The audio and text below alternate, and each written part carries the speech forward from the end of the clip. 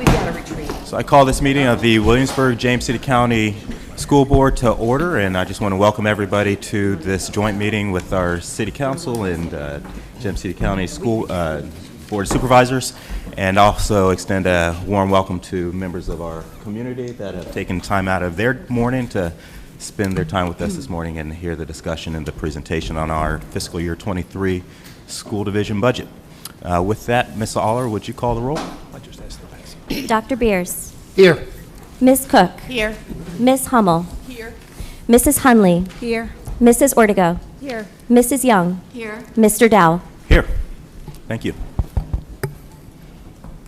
Mayor Pons? Thank you. It's a pleasure to be here with you all. Ms. Palika, would you call the roll, please? Mr. Rogers. Here. Ms. Ramsey. Here. Mayor Pons. Here. Vice Mayor Dett. Here. Mr. Maslin. Here. Got everybody? I call the Board of Supervisors into order for this joint meeting. Mr. Stevens, would you please call the roll? Mr. Eisenhower? Here. Ms. Larson? Here. Ms. Sadler? Here, Chairman McGlennon and Supervisor Hippel send their regards as they're unable to attend today due to scheduling conflicts. Thank you all, and without any further ado, if I can turn it over to Dr. Herring. Thank you, Mr. Chair. Good morning, Mayor Pons and City Council members, Vice Chair Sadler, members of the Board of Supervisors, and members of the School Board. This morning, we are delighted to present the Superintendent's proposed budget, which supports over 11,000 students, 395 pre-K students, 16 schools, and more than 1,900 employees. Our schools are an integral part of the City of Williamsburg and James City County, and we are fortunate to have the strong support of our community business leaders, families, and elected officials. James City County and the City of Williamsburg have consistently invested in our schools, our teachers, and our students. Dr. Herring, can you bring it a little closer?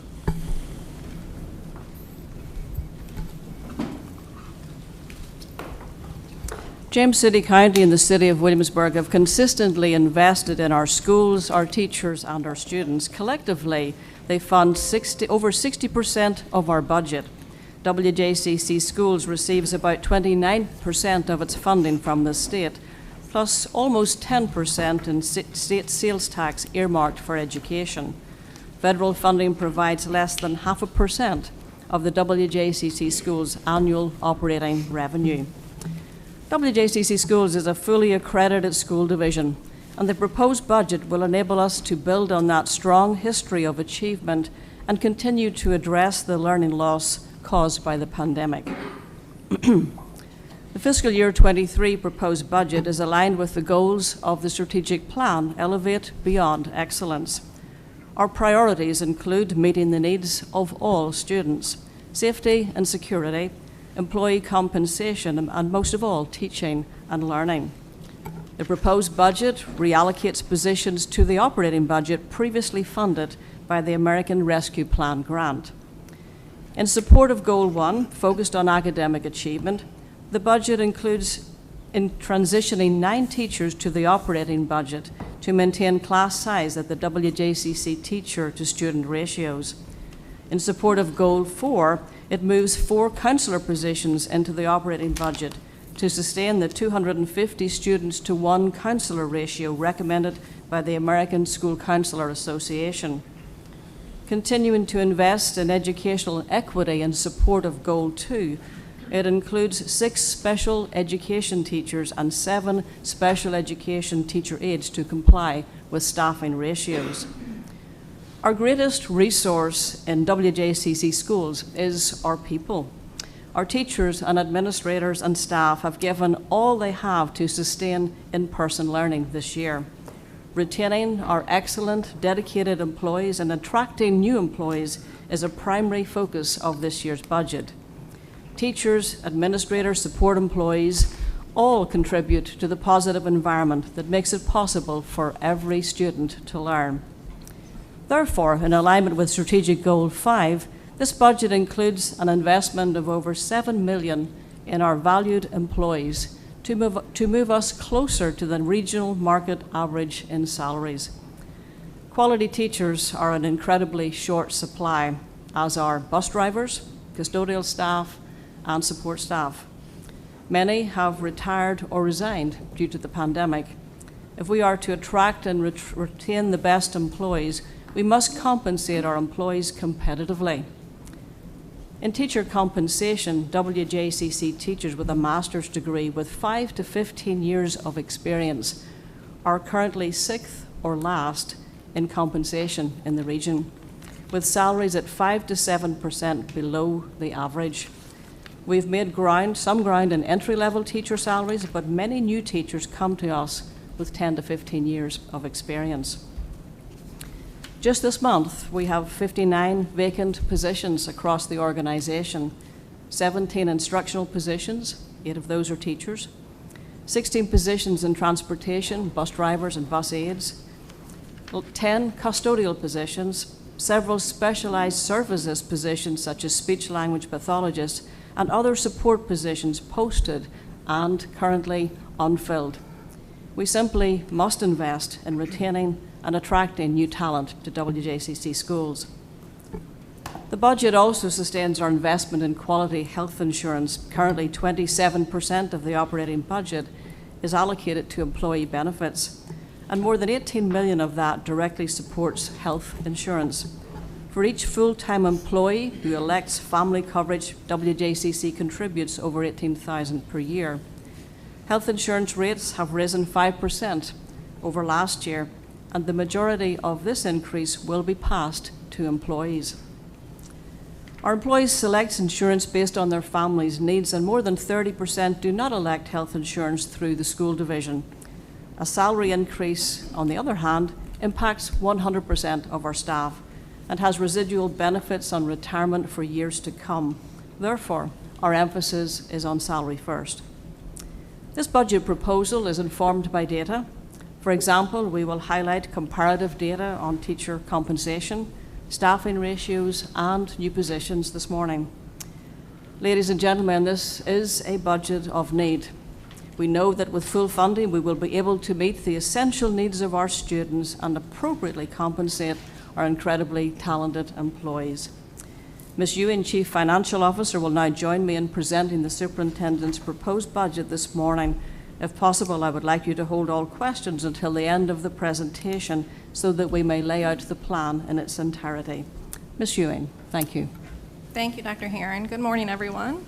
As Dr. Herron stated, we'll be sharing the Superintendent's proposed budget for fiscal year 23 this morning as presented to the school board on February 15th. This budget is based on Governor Northam's introduced budget, so the state revenue information is likely to change once the General Assembly... Excuse me, Ms. Ewing, can you speak into the mic a little more? We almost can't hear you here.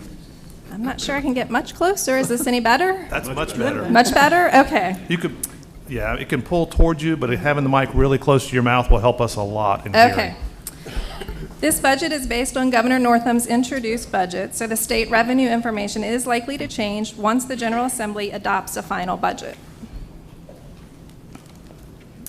As you know, state code requires the superintendent to prepare a needs-based budget to present to the school board for consideration.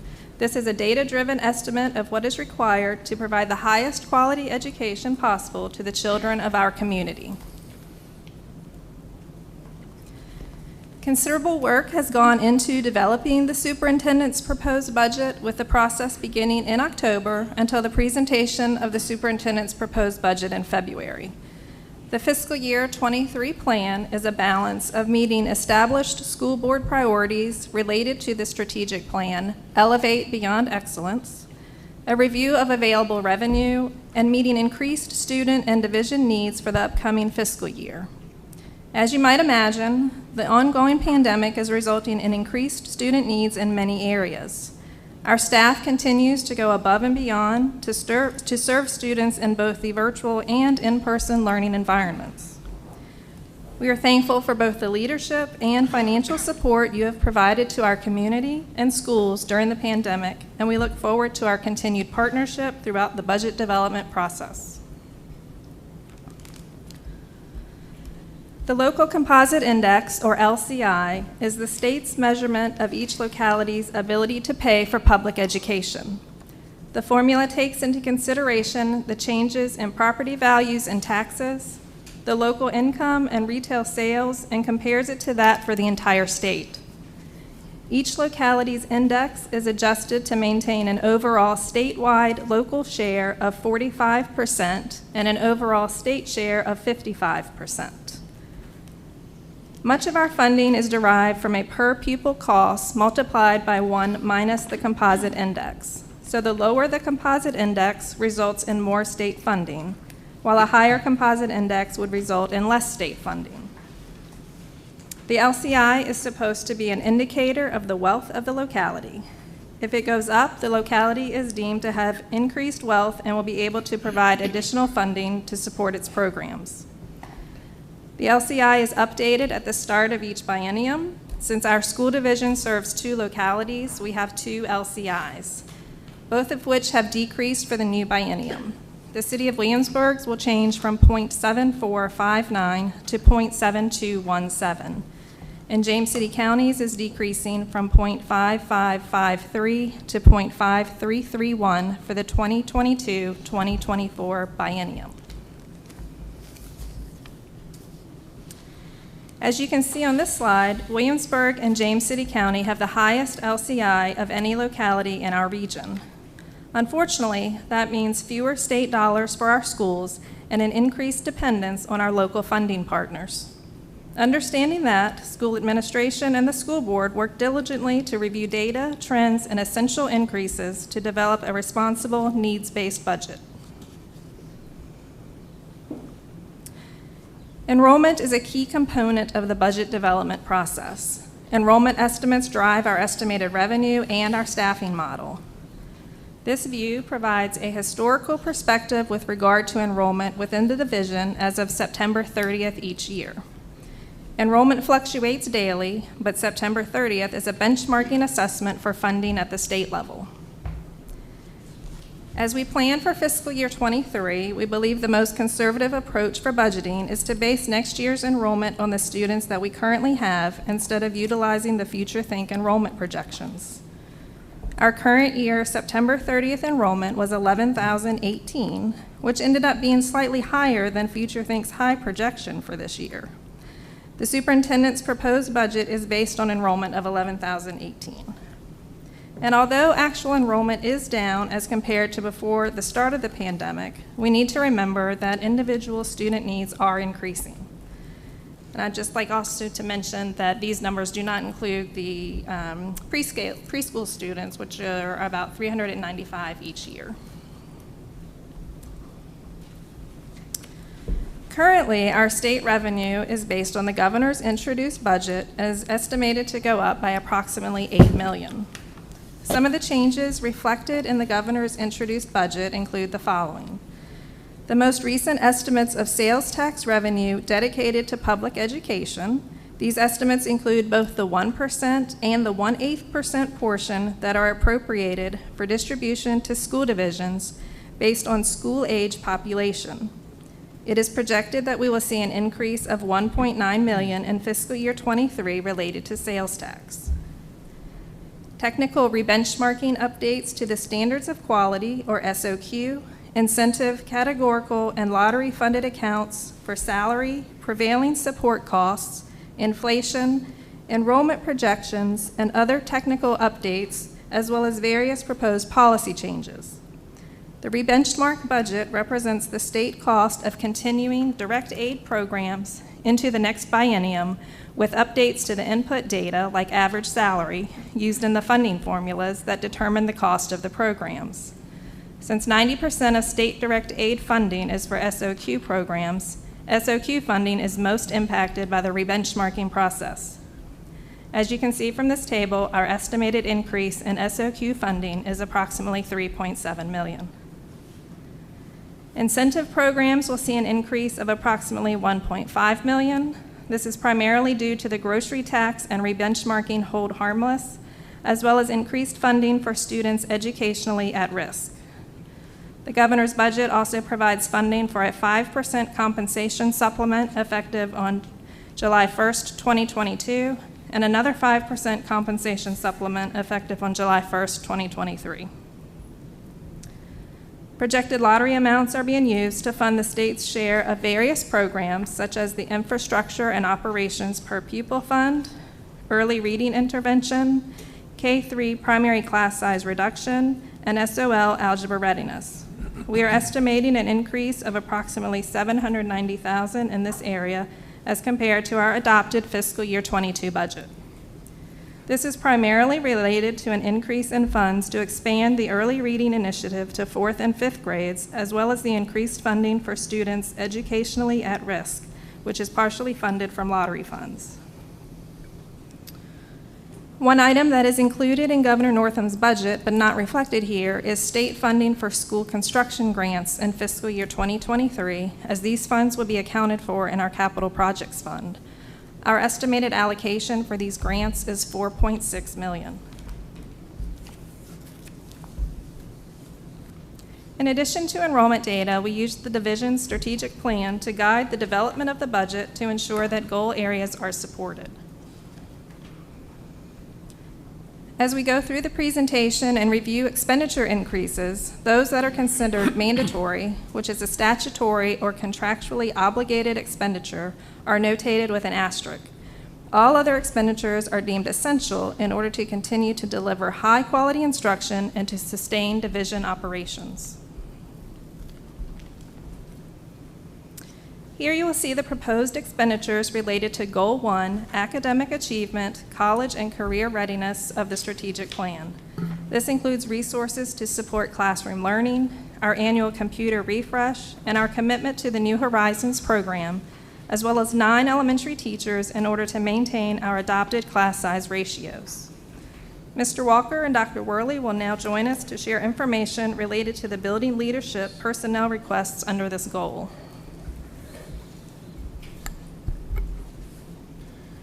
Good morning. In alignment with our division's strategic plan, we are requesting funding for a second assistant principal for Stonehouse Elementary. You will notice on the chart that as of September 30th, that our largest elementary school, Stonehouse, has a larger student enrollment than 3 of our 4 middle schools, with 1 principal, 1 assistant principal, and no additional administrative support. The 3 smaller middle schools also have a second assistant principal and a school improvement specialist position to support administrative duties and responsibilities. For example, one of the most important duties and responsibilities for the assistant principal is serving as the administrative designee for all components of work connected to special education services for his or her school. The chart shows the total number of IEPs for students receiving special education services at Stonehouse Elementary and the comparison to our 4 middle schools. Adding a second assistant principal for Stonehouse is a much-needed resource in supporting the administrative needs of the school and the students. Reading from left to right on the student enrollment chart from January 25th of this year shows our largest schools are certainly the 3 high schools, and then followed next by Stonehouse Elementary School, which is the largest elementary school.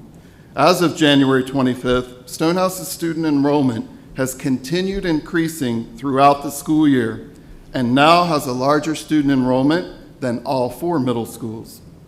The next largest elementary school is Matoaka, with 677 students, which is roughly 100 students less than Stonehouse. An additional point of reference for your awareness is that Stonehouse Elementary is the largest elementary school with the highest student enrollment and number of staff in 4 school divisions. It is the largest elementary school out of 53 elementary schools in York County, Newport News, Hampton, and of course, WJCC. York County Schools has placed additional administrative support at 5 of its largest elementary schools, with a position similar to our school improvement specialists. And Newport News Schools has assigned a second assistant principal for its larger elementary schools.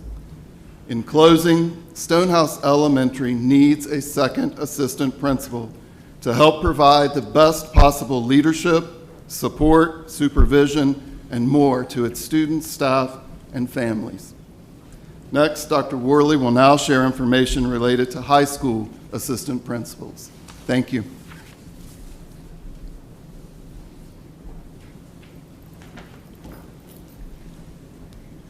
Good morning.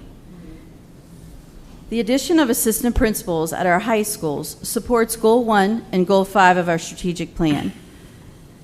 The current expansion of expectations of our high schools, as outlined by the Virginia Department of Education through career and college readiness, the profile of a Virginia graduate, and graduation requirements, combined with the growing set of academic needs of our children, creates the need for an additional support on administrative teams at our high schools. The responsibilities of instructional leadership, management of daily operations, discipline, increasing number of students with individualized educational plans or 504 plans, and a support for an increased number of at-risk populations, along with the expectation for our administrators to remain visible within the school building. This includes the management and supervision of afternoon and evening activities, as well as our athletic events. They all require more administrative presence than 3 individuals can cover in one school community. The addition of an assistant principal at each high school will enhance our overall success and provide critical support and presence for our current leadership teams. This slide highlights a comparison of our like and surrounding school divisions. The first column lists the division name, and the second column lists the average number of assistant principals at high schools, and the third column reports the average enrollment across the high schools within that division, and the last column indicates a like or surrounding regional school. This slide shows needed support for our leadership teams across our high schools. It is essential that we continue to increase administrative visibility within the school building and provide elevated support for our teachers. The addition of an assistant principal at each high school is a priority, as this position will provide much needed support to our current leadership teams and therefore to our students, our staff, and our community at large. Thank you. Goal 2 of the strategic plan focuses on educational equity. Expenditure increases here are primarily for personnel to support the division's special education populations. Ms. Bourgeois will now share information related to the special education positions. Good morning. In order to provide context to the special education mandated needs, we will begin by looking at special education population trends. The numbers presented here are based on the December 1 state reporting document, which is used to determine state and federal funding for special education. The December 1 count for this year shows a very slight reduction of 5 students. It is important to note that the overall percentage of enrolled students with a disability is 16%, and the number of students with a disability being served in our division as of March 10th is 1,937, an increase of 24 students since December 1st. The number of students served in conjunction with their individual levels of need, drives the staffing requirements for the division. This chart provides trend data for special education staffing over the past 8 years. The addition of teachers for fiscal year 22 included teachers to address program requirements and the addition of new self-contained classrooms at the elementary level. In addition, paraprofessionals were added to support the self-contained classrooms and to provide students, some who are new to our division, with mandated services. Virginia regulations and the Virginia Standards of Quality establish the maximum caseload staffing requirements for special education services for school-age children. Caseload standards per teacher or school average per teacher caseload standards per teacher or school average per teacher is a maximum of 20 points, except for classrooms serving students with autism, deafblindness, or multiple disabilities for more than 50% of the day, where the caseload maximum is 8 students. As this chart indicates, we currently have 8 individual teacher caseloads above SOQ maximum and 10 caseloads at capacity. These caseload numbers adjust monthly based on revised IEPs requiring increased services, as well as transfer and newly eligible students. Our special education teachers have welcomed our students back to 5-day-a-week in-person instruction. Despite the challenges that have faced all educators this year, teachers have been flexible in their approach to meet the needs of students with disabilities. The Department of Special Education has continued to monitor enrollment and caseloads throughout the first semester. This has required readjusting positions and/or reallocating resources to ensure that we are providing appropriate programming for our students. Despite this changing landscape, the dedication from our special education teachers has allowed WJCC schools to continue providing a quality education for our students.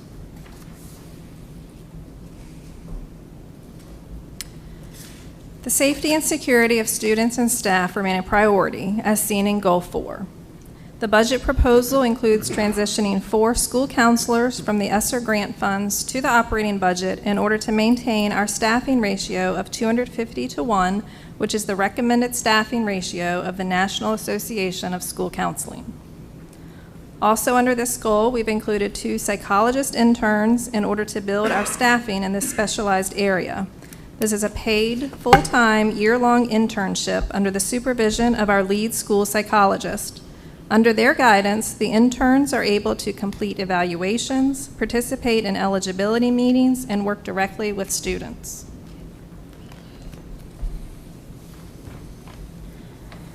In order to attract and retain high-quality employees and remain competitive with neighboring divisions, the budget proposal includes an average 7% salary increase for eligible employees. Of this increase, 5% is considered mandatory in order to receive our full revenue allocation from the state, and the additional 2% is essential in order to remain competitive in today's job market. Funding is also requested to maintain the mid-year bus driver pay increase of $1.25 per hour that was provided in the current fiscal year.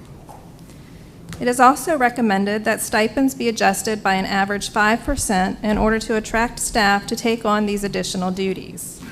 And there are also funds allocated for internal equity adjustments within the technology and transportation departments. Additional items under Goal 5 include the recommendation for a special education intensive services stipend, as well as WJCC's share of the health insurance cost increase. Our health insurance costs are increasing by 5%, and we plan to share that increase with employees based on a 20% WJCC share and 80% employee share of the increased cost. Finally, under Goal 5 are additional funds to support a rate increase from 3.66% to 4.37% for our retirement contributions to VRS for our non-professional staff, which includes our custodians, bus drivers, bus aides, and maintenance workers. The most valuable resource the school division has is our employees. These dedicated men and women are amazing and hardworking during a normal school year. Add a pandemic into the mix and they go into overdrive. The challenge is to continue to hire and retain teachers and staff members of this caliber, which is why compensation is so important. Mr. Baker, Senior Director for Human Resources, will now share more information related to compensation. Good morning. For this past school year, our bachelor's degree entry-level teachers started at $44,600 effective July 2020. And then we had a mid-year increase of $45,269 effective January of 2021. This fall, it increased again to $47,080. As a result, WJCC is 3rd out of 6 for the bachelor's entry-level degree for the teachers. Mr. Baker, we're having a tough time hearing you. Thank you. This slide shows how we compare in different milestone years on the bachelor's degree for teachers. Please note, in year 5 and in year 10, we are 5 out of 6, or second to last.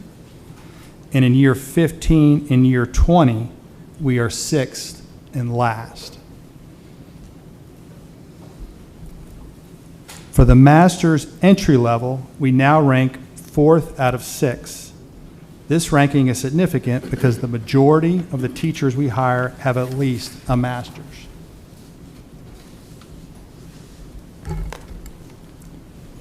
On this slide, we show how we rank on the master's teacher scale at the beginning of the scale, as well as different milestone years. On the milestone years where we are 6 out of 6 or last, we continue to lose ground at each milestone year until by the year 20, we are 8% behind and below the average of the other 5 school divisions. We are not just last, we are last by a significant amount. For example, one of our teachers with a master's in 20 years of service would earn a salary of $57,405, whereas the average teacher for the other 5 school divisions would earn $62,098. We are $4,693 behind.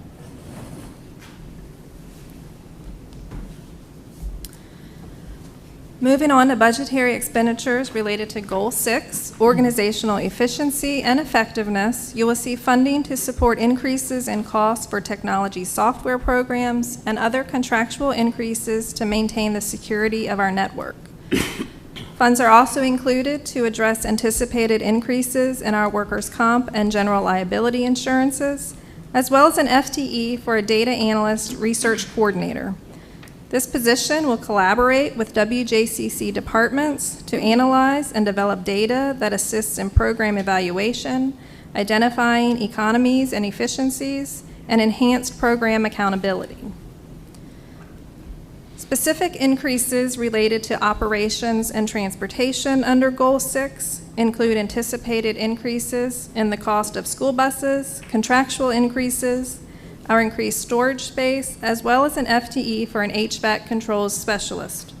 This position will proactively manage controls to support utility savings and develop energy conservation measures, schedule and implement preventative maintenance procedures, and respond to all controls-oriented work orders.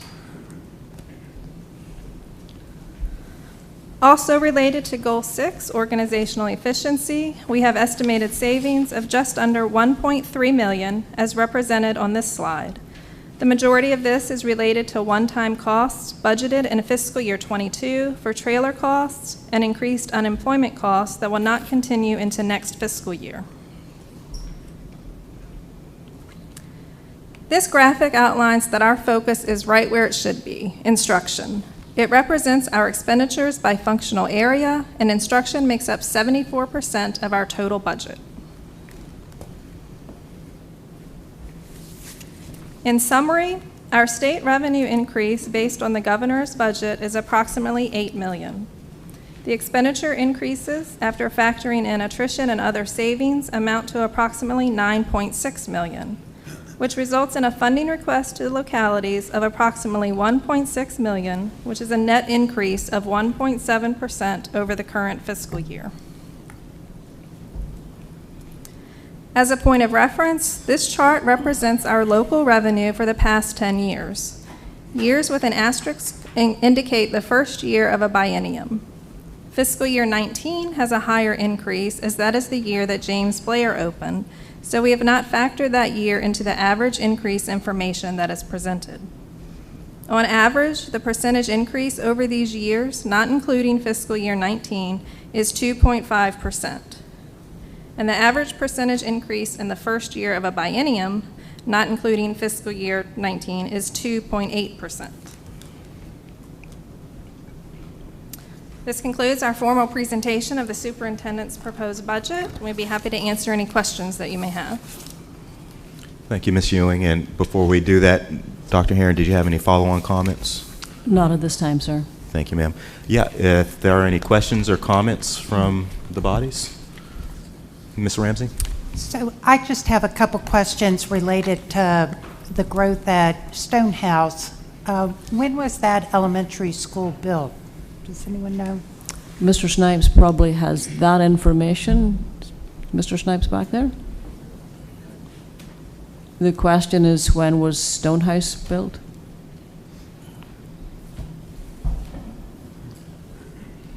Good morning. Stonehouse was built in 2000. 2000, so 20 years ago. 2000. 2000. And what was the capacity or for it when it was built? I'd have to get you that information, and I can get that to you in the next couple of seconds. Okay.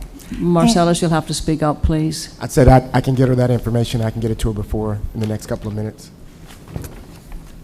And the other question I had was on page 3, talking about the enrollment history, K through 12. It looks like there's a big gap between 2019 and 2020 and where we are now. But in reality, if I'm doing my math correctly, it's only like 4%. You're correct in that. Yes, ma'am. And do we know what the breakdown was in elementary, middle school, and high school in 2019, 2020, and what it's anticipated to be in 22, 23? Sure. So in 1920, the elementary enrollment was 5,019, which was 44% of our total enrollment. The middle school enrollment was 2,655, or 23% of the total. And high school enrollment was 3,774, or 33%.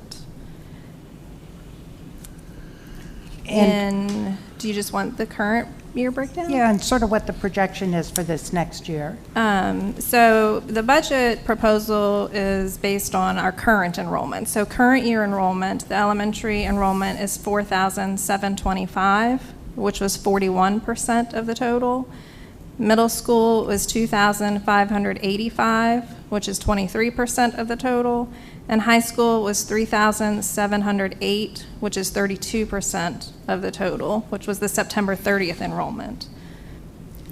So I was just curious as to where the numbers were holding from before the pandemic. So thank you very much. Mr. Maslin and then Mr. Eisenhower. Yes, I had two questions. In terms of our compensation plan, do we have a tuition reimbursement program for our teachers pursuing graduate degrees? Yes, sir. We do have a tuition reimbursement program that teachers and other staff are eligible to apply for that pays up to 6 hours, credit hours per year. And then the other question was, we know how well faculty and staff did in the last year in terms of managing expenses below budget. Is there any update in terms of moving forward, more flexibility in terms of using the surplus?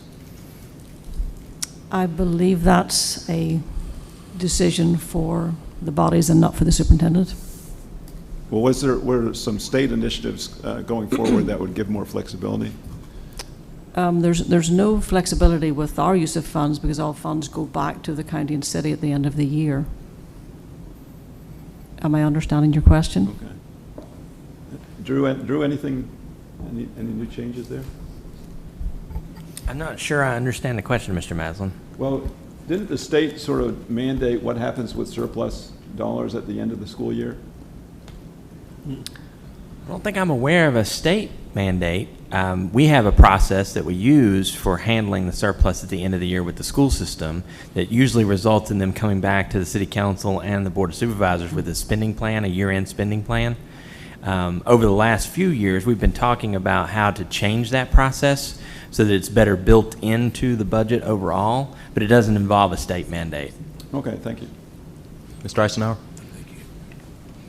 Am I coming through? Yes, sir. I had a couple of brief questions. Pardon me.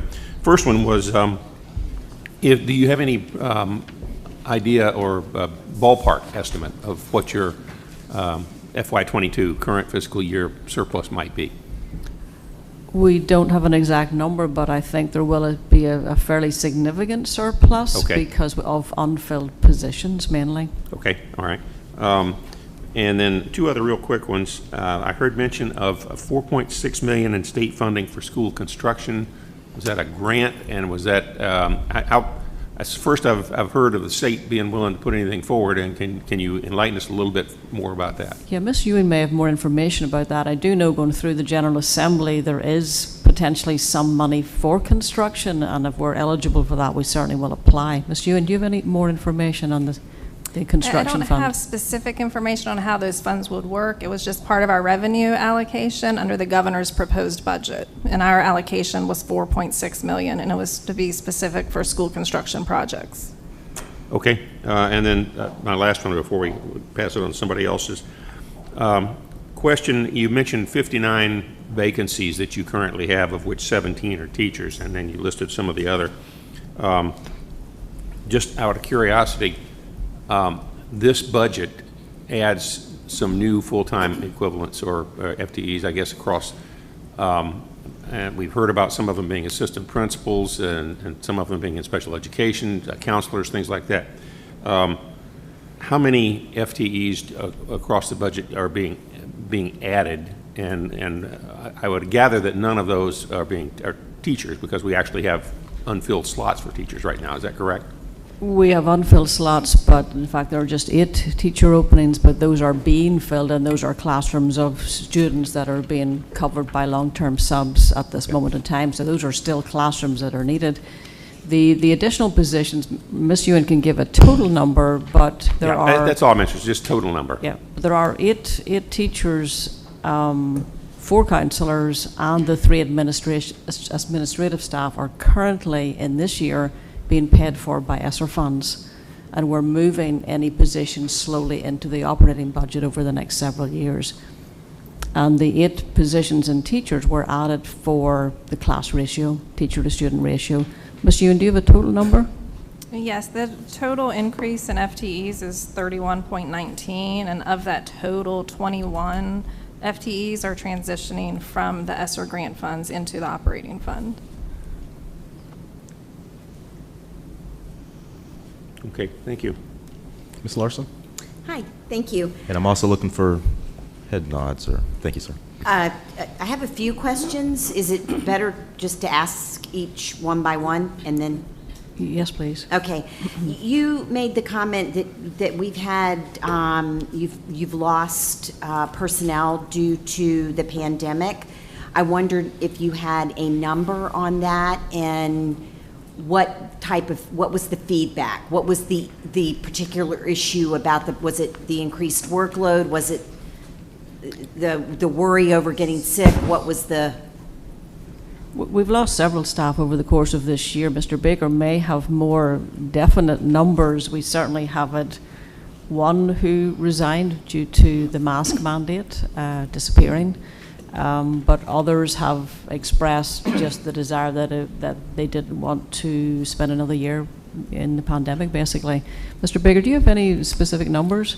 I don't. I mean, I think anecdotally it's over a dozen or so folks that have expressed worries, concerns, or issues where they couldn't work for the pandemic, their own medical concerns or reasons. You need to speak into the mic, Mr. Baker.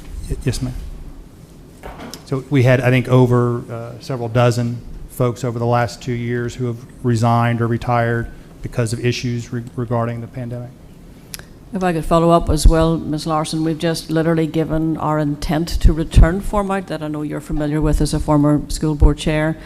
And this, for the first time this year, we have a larger number of teachers and other staff not intending to return for a variety of reasons. We also have a significantly larger number who at the moment are saying they're not sure if they plan to return to WJCC schools.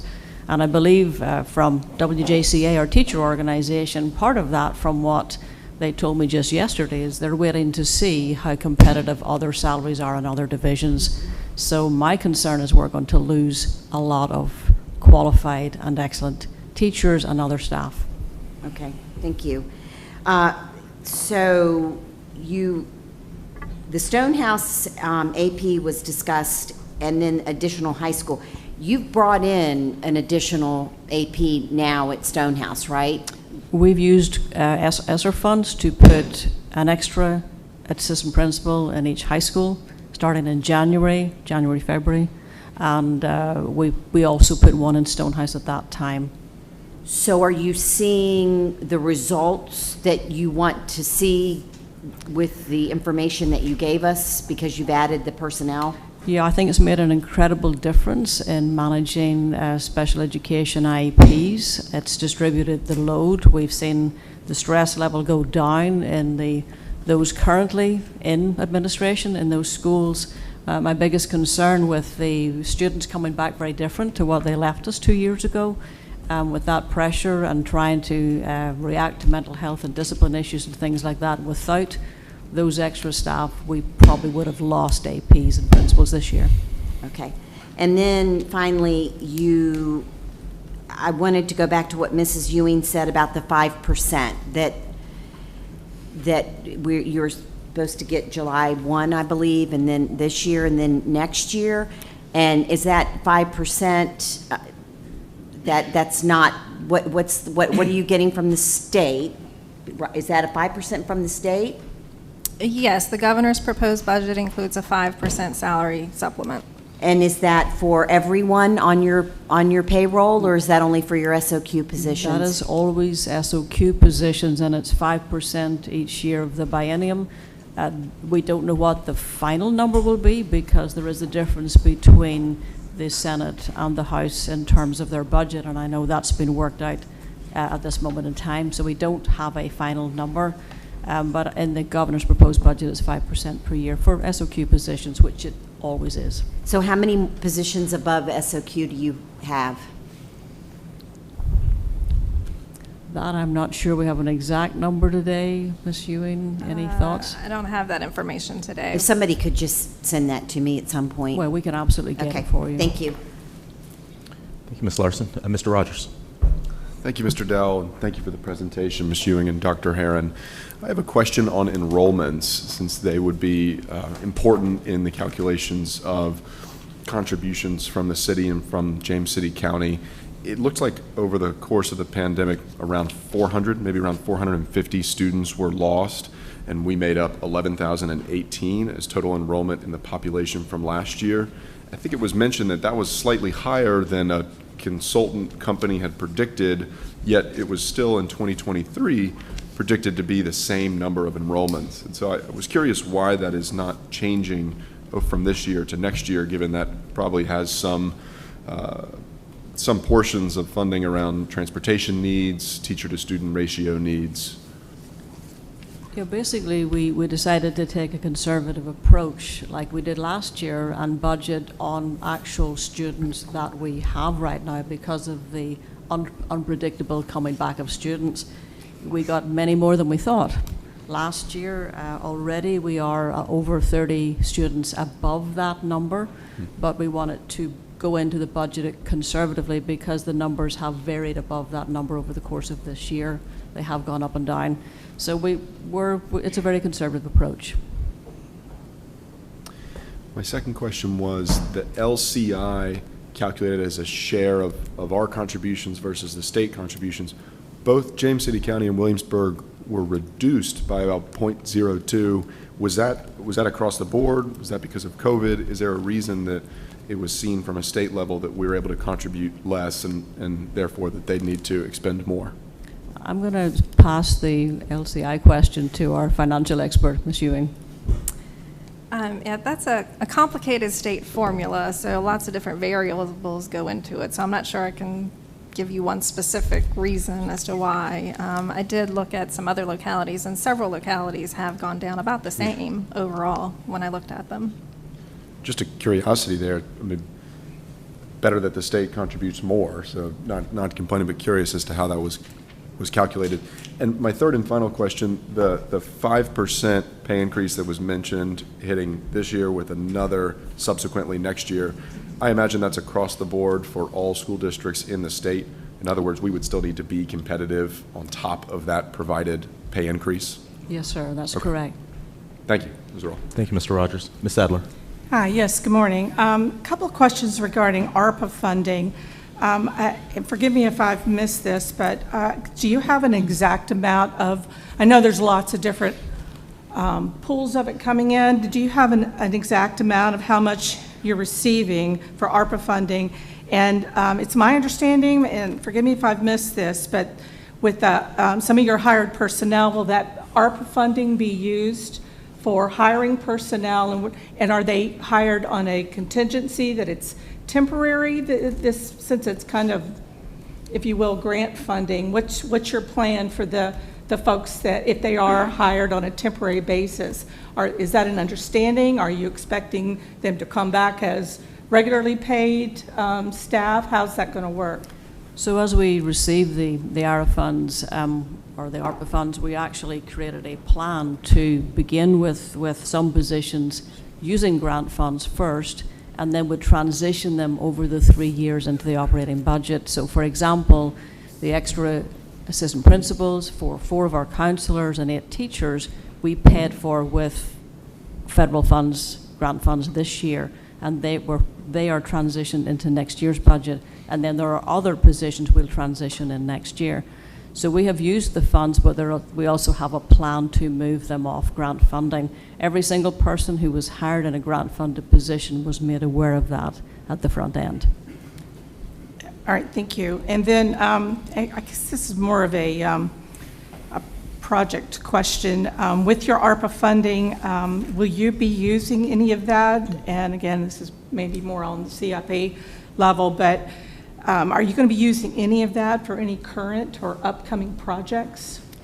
There are certain restrictions on the ARPA funds. However, we have applied for a grant already and received it for the Berkeley HVAC system, $2 million that is now being taken off our CIP, and that has really helped us and helped everyone.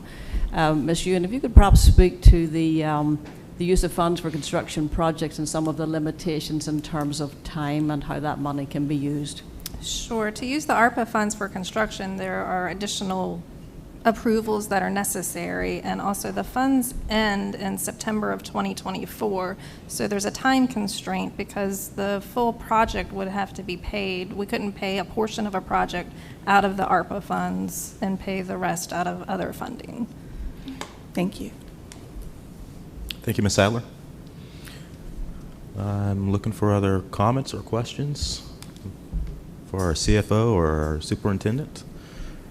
While you think on those comments or questions, I think I would just like to add that being a part of this budget cycle and getting presentations from our CFO and Dr. Herron as early as January, of course, each year, I would like to offer that I've been incredibly impressed with my board colleagues and the division senior leadership staff, and looking really hard at the needs of the division and what it would take, what it would require to project ourselves and our division, our teachers, our families, our students out of the pandemic environment that we've been in, and really be forward-looking. And that's really been kind of our mantra over the last year, Forward WJCC. So we've really looked, and I've been really pleased and proud of this board that I'm privileged to serve with, looked long and hard at this budget, and really have taken to heart the oversight duty that we have, fiduciary duty that we have, to ensure that what we present and what Dr. Herron presents to us and we offer to our funding partners is in fact a budget of need. And I've been pleased to say that it is, and I'm pleased to support it. You've heard potentially ad nauseum the great responsibility we have to attract meaningful educators, well-intentioned and thoughtful, active, present educators. And unfortunately, we've lost our fair share this year. That's a great hurdle that we have to overcome in this next year as we're projecting ourselves beyond pandemic kind of academic lifestyle. So I'm pleased that this budget, if it's funded by our city and county counterparts, would really position us to do that, to be competitive in schools across Virginia and across the country, to attract the brightest and the best educators. And yeah, we are looking to retain other staff members, cafeteria workers, bus aides and bus drivers, those that are our custodians. You know, we look at personnel every single meeting and in closed session, and I can't recall a time that I didn't see a custodian offer resignation, and for various different reasons. And so we've got a lot of work to do to, again, remain competitive in our region. And I think that with your support, your continued support, I should say, we'll be able to do that. I want to take a pause there and ask if there are any other comments or questions. So I don't Mayor have any Pons? questions, Yes, but sir. just a general comment and observation. I think we're seeing the challenges that you all are facing in terms of retaining and attracting new employees is seen across the board, particularly people who are in this customer-facing business, whether it's first responders, teachers. It's just a different dynamic after with this pandemic happening. But I would agree, and just yesterday, City Council, voted to increase pay for our first responders out of necessity, some of these same challenges that you all are facing. And so I think we all recognize that and ultimately would like to see a support of the budget to increase the pay for these folks because they are educating our children. They're making a difference in our lives. And we want this profession to be one that is rewarding and attracts new people to it. So thank you for the budget. Yes, sir, Mr. Eisenhower. Let me make one sort of a question, if I will, and then I'd like to transition into an observation as Mayor Pons has done.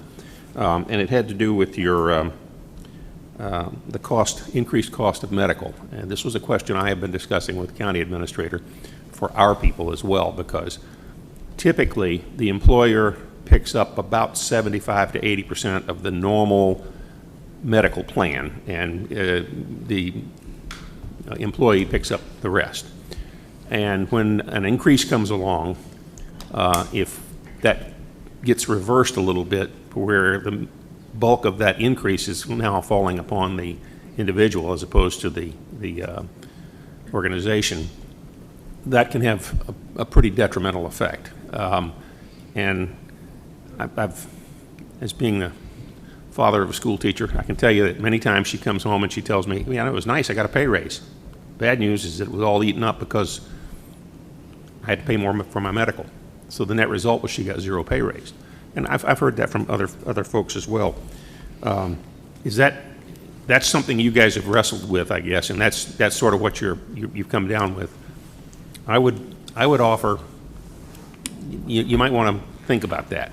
And let me go back to a personal observation. I have a friend, a close friend, who was retired military, decided he wanted to get back into teaching, highly technical. He was going to teach middle school math. Went back and got his degree, got his certification, was really excited to start James City County. He lasted about 4 months. And when I sort of asked, what was it all about? Well, the pandemic was part of it. But the bottom line was he left because he did not feel supported. And I think it's really, really important for you to take a good, close look.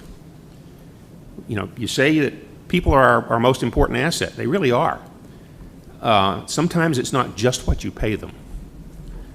From my background in labor relations, I can tell you that work rules, working conditions, how people are treated is sometimes as important, if not more important, than financial compensation. So I'm glad to see the pay raises out there. I would like to see maybe you look at the medical aspect of it a little bit more. But I think you need to go back and ask yourself some really hard questions about how this has changed and why people are leaving or why people are not going to come back. And I think a lot of it has to do with the fact that they are short-staffed. You've got people who are not regularly teachers, long-term subs. You've got administrators filling in classes. I hear from my daughter that her planning period that she used to have during the class is no longer there. It has to do, she has to do her planning on her own time outside of school time, where she used to have that. I think that kind of ultimate long-term pressure, which your teachers are operating under, is a real critical factor in what's going to happen. And you guys are by no means, not picking on you. We got the same problem with all of our employees. Everybody does, the city and the county as well, because it's a totally new era in dealing with people. I think people are are feeling a little bit abused, and you're going to have to make that connection with them in order to stem that problem. And that's just a little, maybe too philosophical for you, but I think it's really important. I think that's something that I would like to see emphasized. And I gather from your other thing I was talking about was the FTEs. If a lot of these were picked up during the pandemic, using pandemic money, and they understand that if it's not funded, that it goes, pardon me, it goes away. But you're basically making a transition of a lot of these folks into full time. So this is going to become something that's longer term. I hope that's balanced because it's one of those things that if you did it with that kind of money, with the expectation that it would be there long term, that may or may not happen.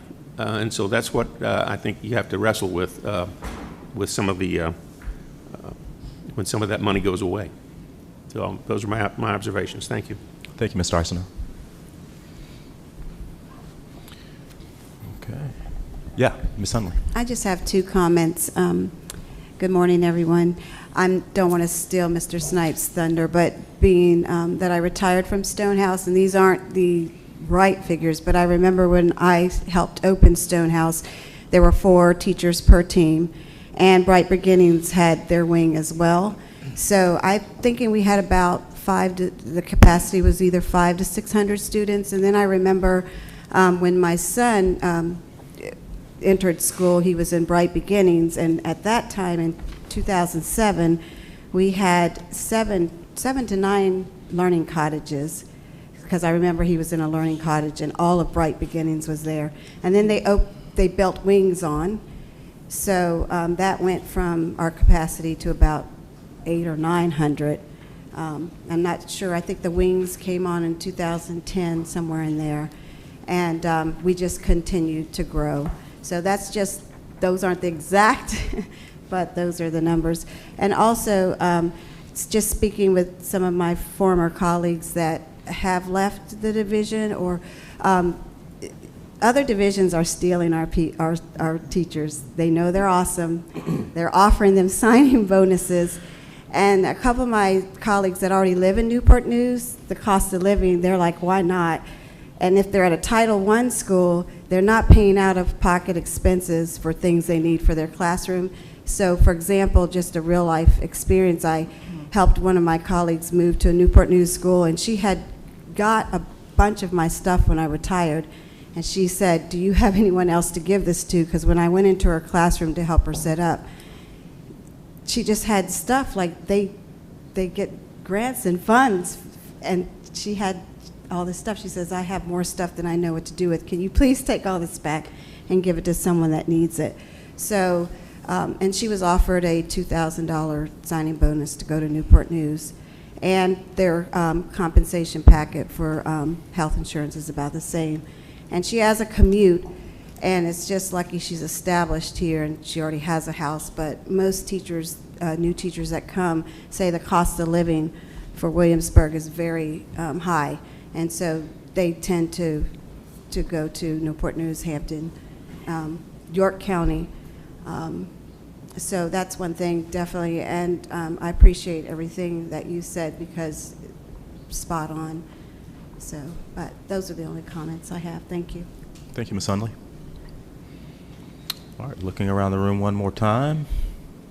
Dr. Aaron, do you have any final comments? Just a final comment just in response to Mr. Eisenhower. We are very aware of the climate in our schools right now, and a lot of it, every school superintendent is hearing the same kind of concerns because of what teachers have been through in the pandemic. We do have a plan for moving off the grant, and support for our teachers is not just money, it's class size, why we're bringing those 8 teachers into the operating budget. Work climate is also what supports are there for students behaviorally and mental health, so that teachers can actually teach, which is why we've pushed very hard to 250 to 1, and 4 of those were in the ARA funds, and we're bringing them back into the operating budget this year. So there is a bigger picture to bring it all together, No, we're not perfect, but we certainly do support our teachers and try to do that in every way we can. And again, thank you for your incredible support of our schools, because we're very, very fortunate in Williamsburg, James City County to have governing bodies who really support our schools. I want to thank you personally for that. Thank you, sir. Dr. Beers. I just wanted to share a personal experience I had. I think that relates very much to what several people have said today. I was at a big construction type of place. I won't name the company. And there was a young woman ahead of me, and she was checking out, and the cashier said, "Are you with the military or first responders?" And she said, "No, I'm only a teacher." And she did her stuff and went off, and I finished, and I caught up to her, and I said, you know, you need to know that we think you're just as important as any of those other groups as well. And I said, it's unfortunate that you're not recognized in the same way. And I just think that it is really important for our teachers to realize that they are just as important. They're vital, and they need to be recognized. And if there's room for a tiny perk for those teachers when they're checking out of some of those stores, then by golly, I really would support that. But that's all I wanted to say about that. All right. Seeing no other hands or for a question or a comment, I just want to say thank you. Thank you, Mr. Stevens, for opening up the space for this meeting. And it's been a great venue several times that I've been here. I want to thank our funding partners. I think everybody in the room, especially on this side of the room, understands the great responsibilities that both bodies do have to support your communities, the communities that we live in. And so I just want to say thank you for just entertaining us and looking at our proposed budget this morning, and for all of your continued support to our families that really are the greatest beneficiaries of your work. So thank you. Seeing no other questions or comments from Williamsburg James City County School Board, I want to call the school board meeting adjourned. I'll take a motion to adjourn. So I move that City Council adjourn. Second. Ms. Flico? Mr. Rogers? Aye. Ms. Ramsey? Aye. Mayor Collins? Aye. Vice Mayor Dent? Aye. Mr. Massey? Aye. We have a motion to adjourn until 8:30 a.m. on Saturday, March 12th for the Board of Supervisors retreat at Legacy Hall. So moved. See you tomorrow. See you tomorrow. Mr. Stevens, would you please call the roll? Mr. Eisenhower? Aye. Ms. Larson? Aye. Ms. Sadler? Aye, we are adjourned. Thank you, guys. Thank you all.